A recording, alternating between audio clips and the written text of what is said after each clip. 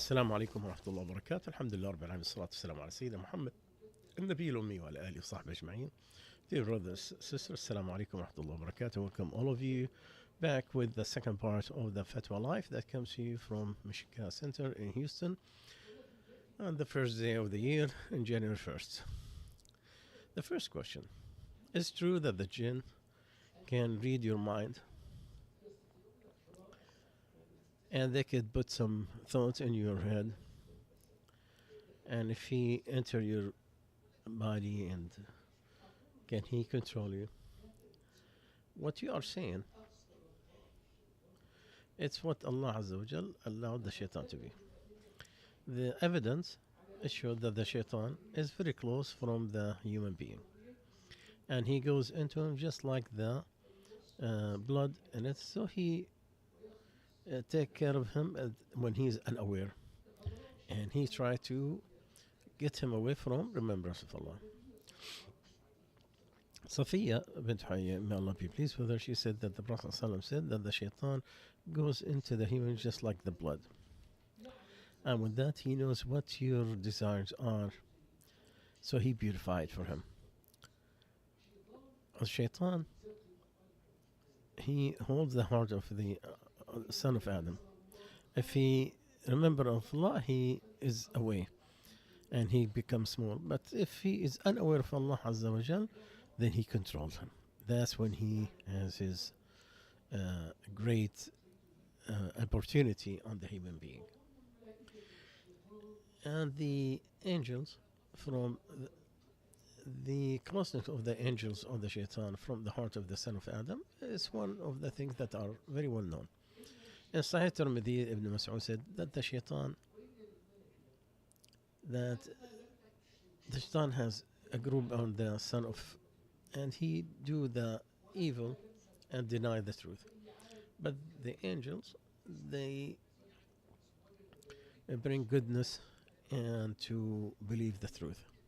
So whomever found the second part, let him thank Allah Azza wa Jal. And whomever found himself on the first one, let him ask Allah's refuge from the shaitan. Allah, and then he recited, the shaitan is promising you poverty, and he is ordering you to do all type of filth and disobedience of Allah. And Allah is promising you forgiveness and a great reward from him. So the shaitan always tries to entice you to do the evil, and he's also always asking you to do that. So he looks into your desires, and he's trying to take the opportunity to make you do the devilish things, the evil things. And Allah Azza wa Jal, out of His mercy, allowed also the angels to do that, to get close and to tell you the truth, to show you that. Even the Prophet ﷺ, he had a shaitan, and Allah Azza wa Jal helped him against him. He said, even me, but Allah helped me on him, and he embraced Islam. The following question: how do you respond to the comments from some extreme groups who say Muslims came to America and they are planning to bring Sharia law and replace it with the current legal system of the USA? And this is something that you hear it in the media from politicians who try to make people afraid of Muslims, and they always try to fill the media with false news. So we tell them, first of all, we're part of Islam, and we are part of this community, and there's no conflict between belonging to Islam and nationality, as long the nationality does not forbid you from practicing religion. The Shara that is hold us in our communities, the one that is holding us with our neighbors, is the promise of peace and tranquility and no harm, and to keep that, and those who fulfill that contract, that promise. And also, the being part of the nationality is to accept the authority of the state and to follow its laws, as long as not asking you to ask something that are forbidden, or to leave some obligatory part, to accept its rulers and not to disobey. So to obey the law, it's part of our civil obedience and civil part that we have to do. And to fulfill it, it is a part of Islam. When there is a conflict between the conscience and the law, that's when we have a problem. And you take that conflict within the law itself,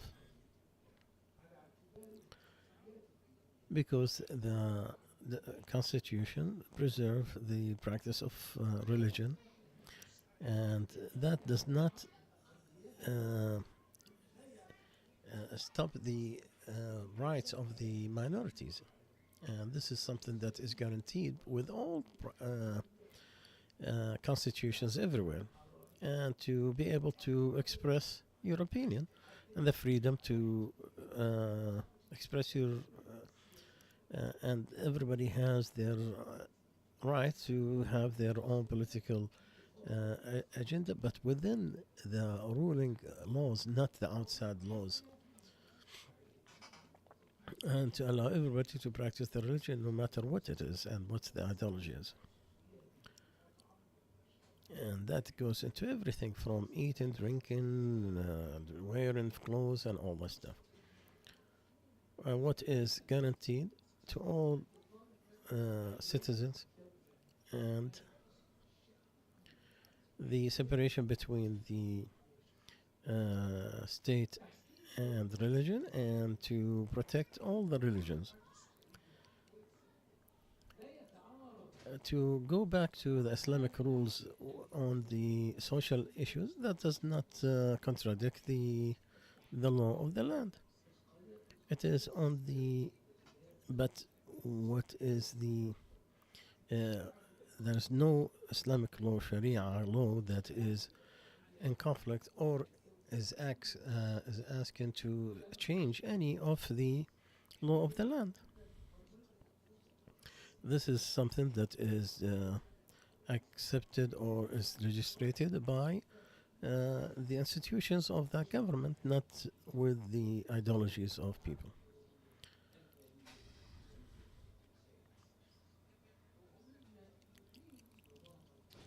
And actually, the Islamic rules help the court system in reducing the pressure that they have when it comes to divorce or any financial conflicts between individuals, and so on and so forth.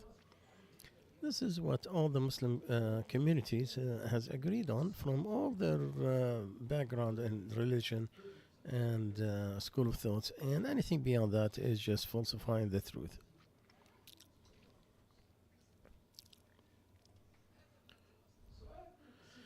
Question. Another question. We'll take it as an example. According to the Islamic text, how old could be our world? And how old are human beings since they were created? My son, everything that's not gonna add any goodness to you, going into it, it will be a waste of time. Nothing in Islam has put any numbers about the age of the earth or the human being. And we should not be confirmed on a certain number. And what is said, 7,000 or most of people, that is not true. And this is something that the Jews have started, but not the Muslims. If it is true, then everybody will know when the hour will happen.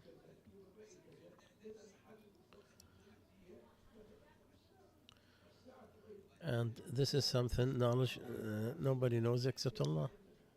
Allah said when they ask about the hour, say it's knowledge with Allah. When people are asking about the hour, know that it's knowledge is with Allah. Maybe the hour will be very close. The Prophet ﷺ, when he was asked about the hour, he said, the one who's asking about it, not the one who's asking about it is not more knowledgeable about the person who asked. Ibn al-Qayyim, he said, and he's trying to clarify that this is a hadith that is not correct.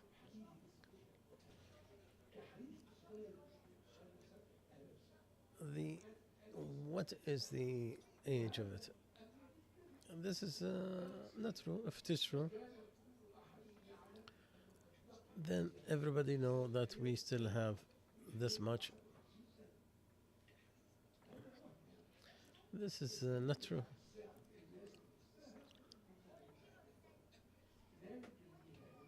It's knowledge of Allah. Allah does not show it to anybody. It is very heavy on the heavens and earth. It will come to you only all of a sudden. So we're not going to have theories, and we do not falsify the truth and the facts when they are shown.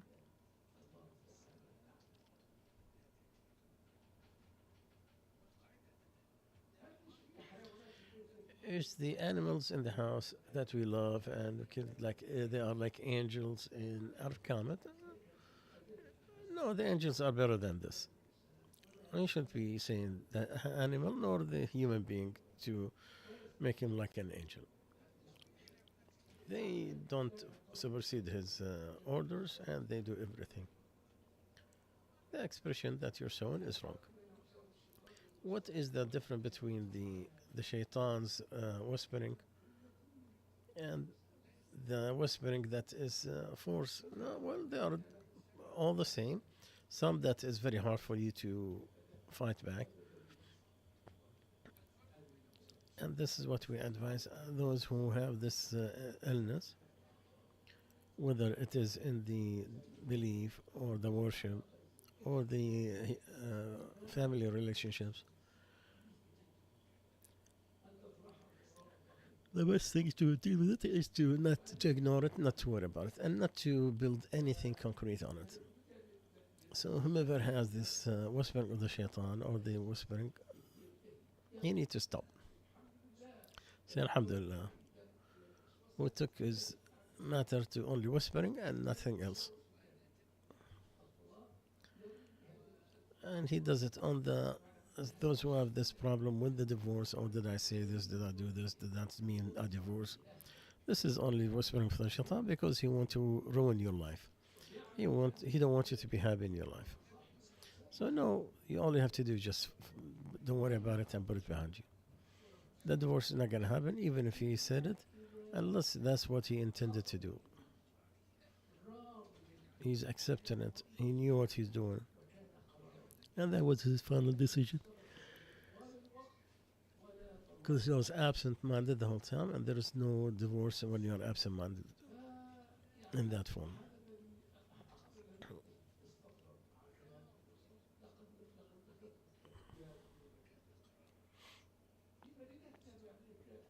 In our city, the masjid, they follow the Sufi beliefs. And they have the best masjid in its beauty. I don't accept them, but I go to pray. Is it allowed? As far as the correct or not, it is allowed. Anyone whose prayer is correct, then it is correct for others. As long as he's not have the disbelief, then its prayer is accepted. But it is prior for you, son of Allah, the servant of Allah, to go to the masjid with the right belief, because those with a pure belief, they will always guide you to the right path, even if it's gonna cause some hardship to go a little bit further to find that community. But as far as correct and not correct, the prayer is correct. Is it suitable? No, it's not suitable for you to do that. But if it is very hard to go for you to go either to pray in your house or to in that place, no, pray in that masjid. As long as you don't know anything that they do that is falsified. Wallahu alam.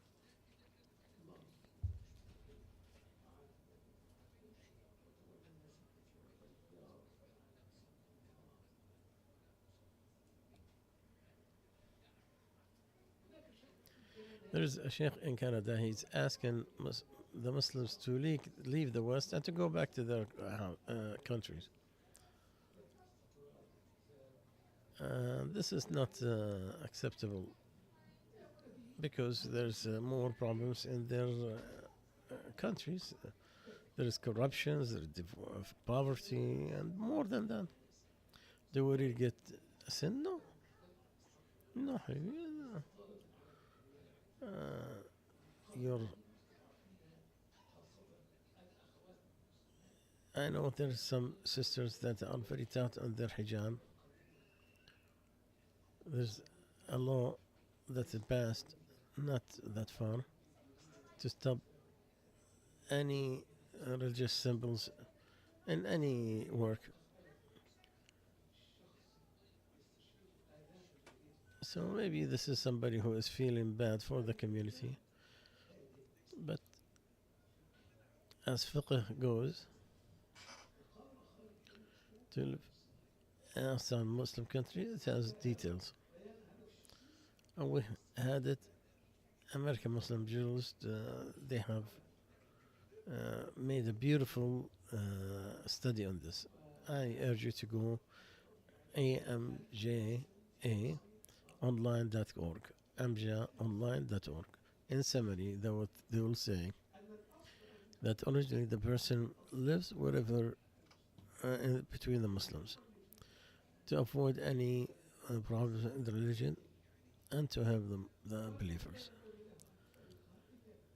Should not leave except for a good reason like asking for study or to run away from oppression or to increase your sustenance.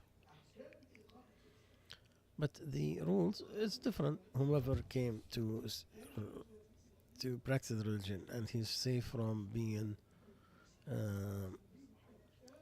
anything, then he will be able to stay.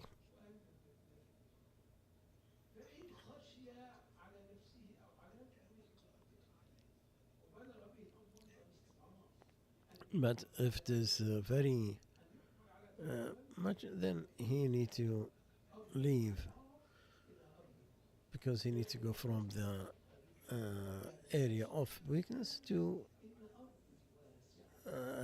a different place, because Allah said, "Oh, my servants who have done wrong to themselves, my land is very vast, and it is me that you need to worship." And we know the ayah where the angels comes in and take the people and the punishment. They said, "What did you do?" They were oppressed. You were They said, "Well, then it wasn't Allah's land vast enough for you to move. If you would have seen Allah is very merciful."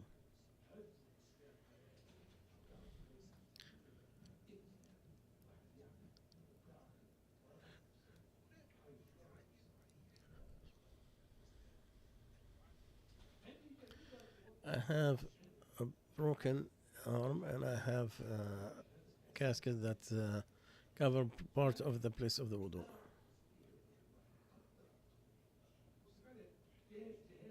If you need that plastic, it is okay. Just keep it on the area to support it and not to increase the problem that you had there.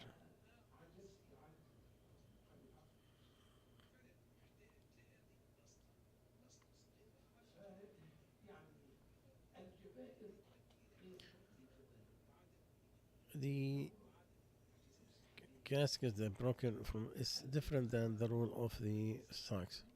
Socks you have to wear it when you're we have wudu, and there's a limit with conditions that has to cover the place that you have to clean, and you wear it when you have tahara, purification.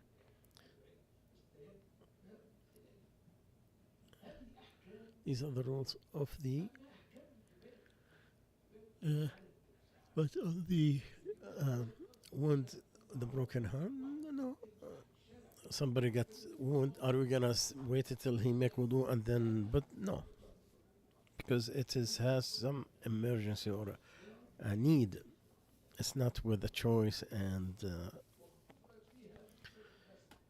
so it is okay to keep it. You could make the period until you're healed and you move it. and you do it mm, on the wound. Anything beyond that, it is okay.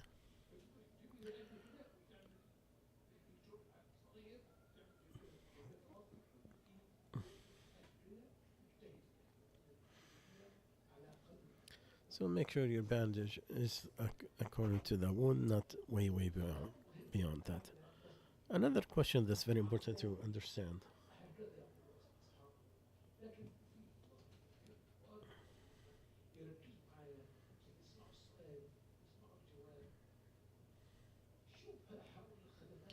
There is a doubt about the Islamic finance.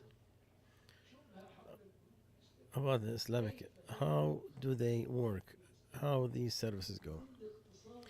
In a global economy that knows nothing but interest.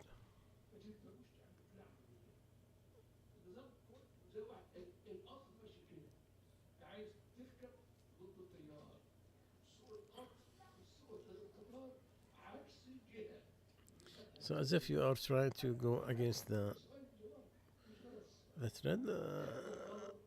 Nothing wrong with this question. The problem is not to answer. So I tell him, my son, the Islamic finance institutions do not operate outside the global system. No, they do it, but in different way. It's not in the culture, but in the contract that is done. The Islamic financial institution do not have a loan with interest.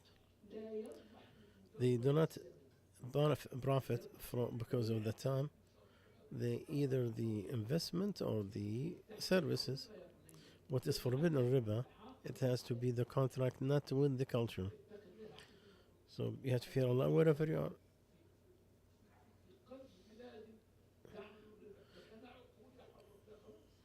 My qatar should not be with the interest. So the forbidden, not because the market is full of riba, no, because the so we Islamic financial institutions they do buying, selling, renting, rental till you own. So it's not for the time, and they need a good observers. The global economy, it's just like the riba goes into it, just like the water in the branches.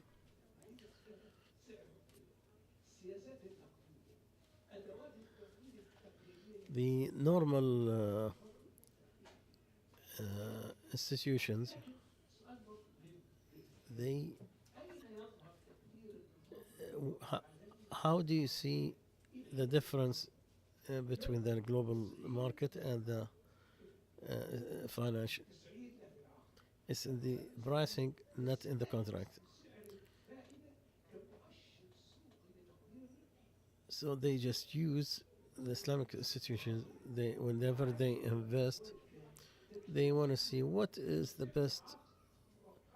Uh, like they do that contract where they give you part of the profit, so he don't take his money and goes to the other institutions. It shows in the pricing, not in the contract.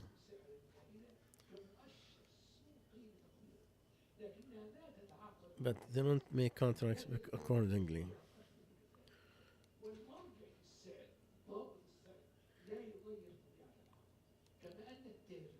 Just like the merchant can raise his price because of inflation without saying there's riba. So you're selling a car. What is the inflation in the next 5 years? What is expected? So he add that to the price, and then he's selling a market. But he is saying what is the inflation uh, accordingly.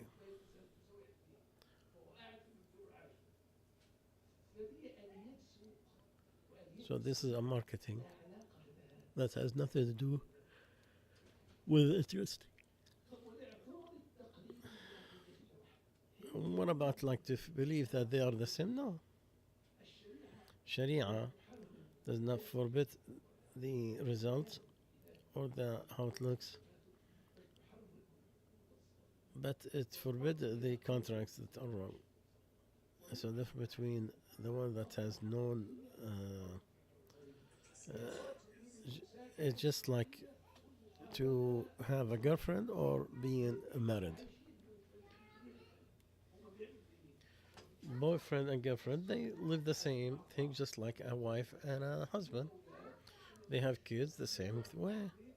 They work and they come back, but so they look the same. But those have started their life in marriage, and this one adultery. So it's only in the outside look, not in the results. So it's in the truth and the facts, not in the words. In summary, Islamic institutions, they work within the global market but not following it. So they do buy and selling, and they have different contracts of investment, and not these are challenges that needs an Islamic observing. And Allah knows the best. سبحانك اللهم وبحمدك أشهد أن لا إله إلا أنت أستغفرك وأتوب إليك.